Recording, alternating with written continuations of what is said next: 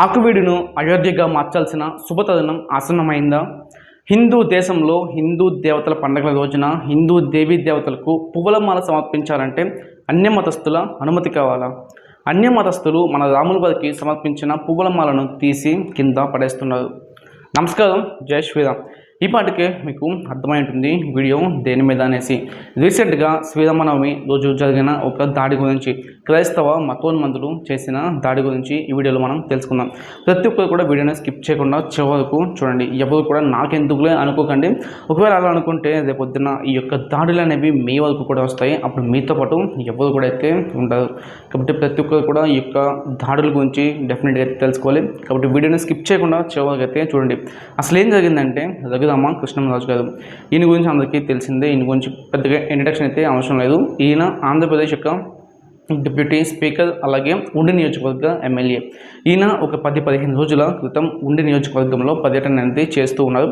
ఆ టైంలోనే ఆకువీడు పెద్దపేట గ్రామానికి కూడా అయితే వెళ్ళారు. ఎక్కడైతే దాడి జరిగిందో ఆ యొక్క గ్రామానికి ఈయన 10-15 రోజుల క్రితం అయితే వెళ్ళారు. ఆ టైంలో ఈయనకి అక్కడ ఒక గుడి అనేది కనిపించింది, చాలా దీన స్థితిలో. అది ఆల్మోస్ట్ శిథిలావతికి అయితే చేరుకుంది. ఆ గుడి యొక్క చరిత్ర 100 సంవత్సరాలకి పైగా అయితే ఉంది. దగ్గర 100 సంవత్సరాలు అయితే ఉంది. 1932 నుంచి అక్కడ గుడి అయితే ఉంది. ఆయన దాన్ని చూసి చెలించారు. ఆ యొక్క గుడిని పునర్నిర్మించాలని అయితే అనుకున్నారు.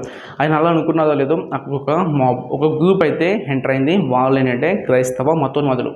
వాళ్ళు చెప్పే వాదన ఏంటి అంటే, ఇక్కడ ఏదైతే గ్రామం ఉందో, పెద్దపేట గ్రామం ఏదైతే ఉందో అక్కడ కంప్లీట్గా అందరూ కూడా క్రిస్టియన్సే. ఇక్కడ ఎలాంటి హిందూ గుడి కట్టడానికి లేదనేసి వాళ్ళైతే చెప్తున్నారు. ఇదే మాట మనం కూడా కొంచెం స్ట్రాంగ్గా చెప్తే, ఈ భారతదేశం హిందూ దేశం, ఇక్కడ మెజారిటీ హిందువులే, ఇక్కడ ఎలాంటి చర్చిలు కానీ మసీదులు కానీ కట్టడానికి వీలు లేదని మనం కూడా చెప్తే ఈ రోజున మనకి ఈ పరిస్థితి అనేది వచ్చేది కాదు.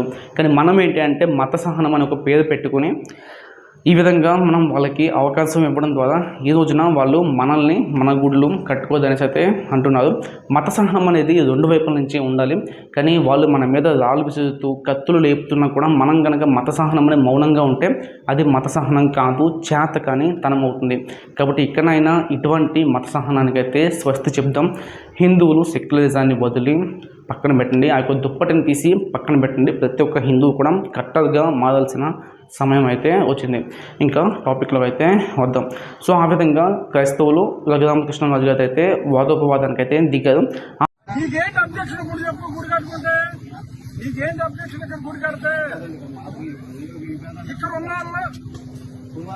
ఆ టైంలో ఫైనల్గా ఆయన చెప్పింది ఏంటంటే, ఇది రాముల వారి యొక్క గుడి, ఈ స్థలం రాముల వారికి చెందింది, కాబట్టి ఇక్కడ ఖచ్చితంగా రామాలయం కడతామనేసి 10-15 రోజుల క్రితం ఆయన చెప్పి అక్కడి నుంచి అయితే వెళ్ళిపోవడం జరిగింది. తర్వాత అక్కడ ఉన్న ఆ యొక్క మతోన్మాదులు ఏంటంటే తెలుసుకున్నారు, ఈయన శ్రీరామనవమి వచ్చినా మళ్ళీ ఇక్కడికి అయితే వస్తారు, రాముల వారిని దర్శించుకుంటారని తెలుసుకొని వీళ్ళు ప్లాన్డ్గా ఒక అటాక్ని అయితే చేయడానికి సిద్ధమవుతూ ఉన్నారు. కొంతమందిని వేరే రాష్ట్రాల నుంచి కూడా ఈ అటాక్ కోసం తెప్పించుకున్నట్లు ఇన్ఫర్మేషన్ అయితే ఉంది. అలాగే కొంతమంది నేర చరిత్ర, క్రిమినల్ హిస్టరీ కలిగి ఉన్న వాళ్ళని కూడా దాడి కోసం అక్కడికి తీసుకొచ్చినట్లుగా ఇన్ఫర్మేషన్ అయితే ఉంది. సో ఈ విధంగా వాళ్ళు ఏంటంటే ముందుగానే ప్లాన్ చేసుకున్నారు. కర్రలు, చాకులు, అలాగే కర్రలకి మేకులు కొట్టి కత్తులు, ఇవన్నీ కూడా వాళ్ళైతే ఆయుధాలు అయితే ప్లాన్ చేసుకున్నారు. అనుకున్నట్టుగానే మన త్రిపులార్ గారు శ్రీరామనవమి రోజున అనేక దేవాలయాలు దర్శిస్తూ ఆ యొక్క దేవాలయానికి కూడా చేరుకున్నారు. దేవాలయానికి చేరుకున్న తర్వాత ఆయన ఏంటంటే దేవాలయంలోకి అనుమతించలేదు అన్యమతస్థులు. హిందూ దేవాలయాలలోకి హిందువులు వెళ్ళాలంటే అన్యమతస్థుల అనుమతి కావాలి. ఇది మన యొక్క దౌర్భాగ్యం. తర్వాత మాట్లాడిన తర్వాత మొత్తానికి అయితే వాళ్ళైతే ఒప్పుకున్నారు. రఘురామకృష్ణరాజు గారు దేవాలయంలోకి వెళ్ళారు, స్వామివారికి పూలమాల సమర్పించారు, హారతులు ఇచ్చారు, కొబ్బరికాయలు కొట్టారు. ఇవన్నీ కూడా వాళ్ళకి అందించింది అన్యమతస్థులే. అసలు హిందూ దేవీ దేవతల మందిరాలలో అన్యమతస్థులకు అవసరం ఏంటి? వాళ్ళు వెళ్ళాల్సిన పని ఏంటి? అక్కడ హిందువులు కంప్లీట్గా ఎవరు లేదా? సో అన్ని మతస్థులు ఏంటంటే హిందూ దేవాలయాల్లోకి, మన రామాలయంలోకి అయితే వెళ్ళారు. రఘురామకృష్ణరాజు గారు దండ సమర్పించిన తర్వాత ఆ దండను తీసి చాలా తేలిగ్గా పక్కనైతే పడేశారు. వాళ్ళు చేసిన తప్పుకు శిక్ష ఏ విధంగా ఉంటుందనేది వాళ్ళకి అర్థం కావట్లేదు. వాళ్ళు అనుకుంటున్నారు కేవలం ఇది ఆకువీడితో ఆగిపోతుందనేసి, కానీ కాదు, ఇది అగ్ని ఆంధ్ర అంతా కూడా పులుముకుంటుంది. త్వరలోనే దీనికి సంబంధించిన రిజల్ట్స్ కూడా వాళ్ళు అయితే చూస్తారు. దీని మీద రఘురామకృష్ణరాజు గారు చాలా స్ట్రాంగ్గా అయితే ఉన్నారు. సో డెఫినెట్గా వాళ్ళు త్వరలోనే శిక్ష అయితే డెఫినెట్గా అనుభవిస్తారు. వాళ్ళకి అర్థం కావట్లేదు వాళ్ళు చేసిన తప్పు అనేది, దానికి శిక్ష ఏ విధంగా ఉంటుందనేది కూడా వాళ్ళు ఊహించలేదు. సో ఆ విధంగా డెఫినెట్గా వాళ్ళకి శిక్ష అనేది ఉంటుంది. So wait and watch. తర్వాత ఏంటంటే రఘురామకృష్ణరాజు అక్కడ దర్శనం అయితే పూర్తి చేసుకున్నారు. ఆయన వెళ్ళి వెహికల్లో కూర్చున్నారో లేదో వందలాది మంది వచ్చి అక్కడ అటాక్ అనేది చేశారు. దాంట్లో చాలామందిని పోలీసులు గుర్తించి అరెస్ట్ చేశారు. ప్రజెంట్ అయితే వాళ్ళు జైల్లో అయితే ఉన్నారు. వాళ్ళు చేసిన అటాక్ అనేది కూడా చాలా తీవ్రంగా అయితే ఉంది. వాళ్ళు చంపుదామనే వచ్చారు, కానీ భగవంతుడి దయ, మన రఘురాముడి దయ వల్ల ఎవరికి అంతగా ఏమైతే జరగలేదు. చాలామందికి అయితే గాయాలు అయ్యాయి. కొంతమందికి మేకులు కూడా తలలు అయితే దింపారు. ఎస్పెషల్లీ జన సైనికులు అయితే చాలా ఇబ్బంది పడ్డారు. ఈ యొక్క దాడిలో హాస్పిటల్లో ఉన్నారు. రఘురాముడి యొక్క దయ వల్ల వాళ్ళు త్వరగా కోలుకోవాలని అయితే అందరూ కూడా ప్రార్థించండి. సో నేనైతే డెఫినెట్గా కోరుకుంటున్నాను, వాళ్ళు త్వరగా వాళ్ళ ఇళ్ళకి క్షేమంగా అయితే వెళ్ళాలి. సో మీరు కూడా వాళ్ళ కోసం అయితే కోరుకోండి, వాళ్ళు క్షేమంగా ఇంటికి వెళ్ళాలనేసి. ఆ విధంగా వెళ్ళిపోవడం జరిగింది. అక్కడ దాడి అనేది జరిగింది. తర్వాత పోలీసులు గుర్తించి చాలామందిని అరెస్ట్ చేశారు. రఘురామకృష్ణన్ గారు తర్వాత ఒక స్టేట్మెంట్ అనేది పాస్ చేశారు. అదేంటి అంటే, రికార్డ్స్ అన్నీ కూడా నేను చెక్ చేశాను. రికార్డ్స్ అన్నింటిలోని కూడా 1932 నుంచి అక్కడ దేవాలయం ఉంది. ఆ యొక్క భూమి అనేది రాముల వారికి సంబంధించింది అనేసి కాబట్టి ఆయన చెప్తూ ఉన్నారు. అలాగే ఆ యొక్క గుడికి సరిహద్దుల్లో వేరే భూములు ఉంటాయి కదా, ఆ భూములను చెక్ చేసినప్పుడు కూడా వాళ్ళకి కూడా సరిహద్దులో రామాలయం ఉన్నట్టుగానే రికార్డ్స్లో ఉంది. కాబట్టి అక్కడ ఖచ్చితంగా రామాలయం కడతాననేసి రఘురామకృష్ణం గారు అయితే చెప్తూ ఉన్నారు.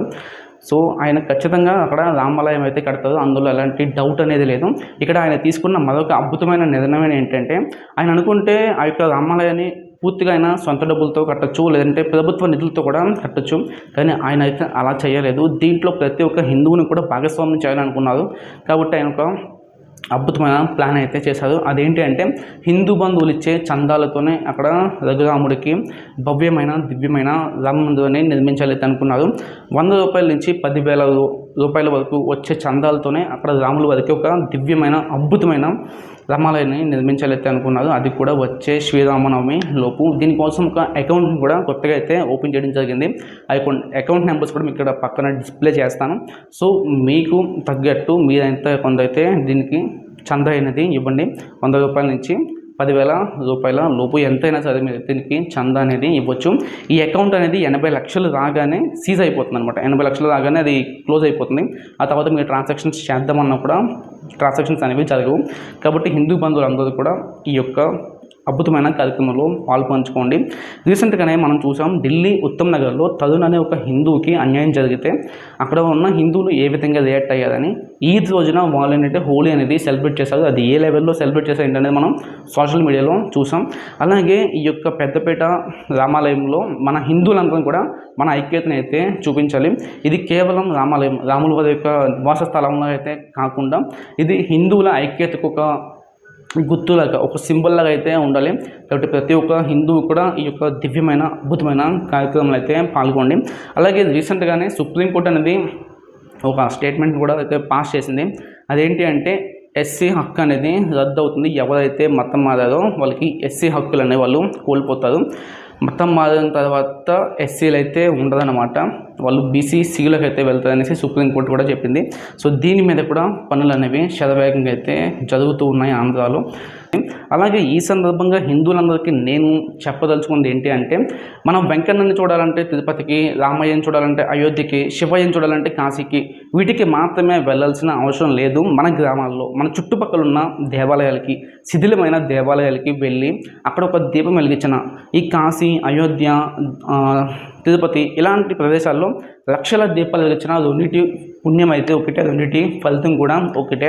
అయోధ్య, కాశీ, తిరుపతి ఇటువంటి ప్రదేశాల్లో స్వామివారికి మహానైవేద్యం సమర్పించిన, శిథిలావస్థకు చేరుకున్న దేవాలయాలలో స్వామివారికి అవసర నైవేద్యం అంటే ఒక బెల్లం ముక్క పెట్టిన వాటి యొక్క ఫలితం పుణ్యం అయితే రెండు ఒకటే.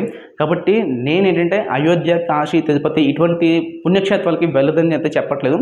వాటికి వెళ్ళండి, సంవత్సరంలో వాటికి ఒకసారి వెళ్తే మన చుట్టుపక్కల ఉన్న దేవాలయానికి వీలైతే ప్రతిరోజు వెళ్ళాలి, లేదంటే వీక్లీ వన్స్ అయినా వెళ్ళాలి. ఎస్పెషల్లీ శిథిలమైపోతున్న పురాతన దేవాలయాలకి వెళ్ళాలి.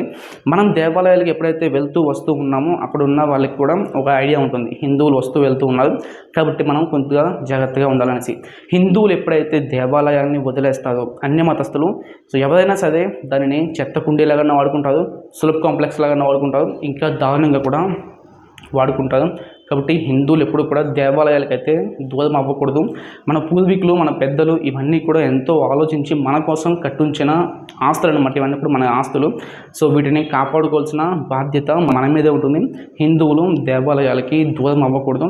పిల్లలకి కూడా అదే అలవాటు చేయండి. మీరు వెళ్తున్నప్పుడు పిల్లల్ని కూడా ప్రతిరోజు దేవాలయాలకి తీసుకెళ్ళండి. సో వాళ్ళకి కూడా దేవాలయం డైలీ వెళ్ళాలనే ఒక అలవాటు అనేది, ఒక హ్యాబిట్ అనేది వాళ్ళకి కావాలి. అప్పుడు మన ఫ్యూచర్ అనేది మరీ ఇంతలా ఉండదు. ఇలాంటి దాడులు అనేవి చాలా వరకు తగ్గుతాయి. మనం కనుక దేవాలయాలకి రోజు వెళ్ళి అక్కడ ఒక గంట అరగంట మనం టైం స్పెండ్ చేస్తే మన మనసు కూడా చాలా ప్రశాంతంగా అనేది ఉంటుంది. కాబట్టి ప్రతి ఒక్క హిందువు కూడా దీన్ని ఫాలో అవడానికి అయితే ట్రై చేయండి. ఈ యొక్క ఇష్యూ మీద మీ యొక్క అభిప్రాయం ఏంటనేది కింద కామెంట్ సెక్షన్లో కామెంట్ చేయండి. అలాగే ప్రతి ఒక్క హిందూ బంధువు దగ్గరికి కూడా ఈ యొక్క వీడియో అనేది వెళ్ళాలి.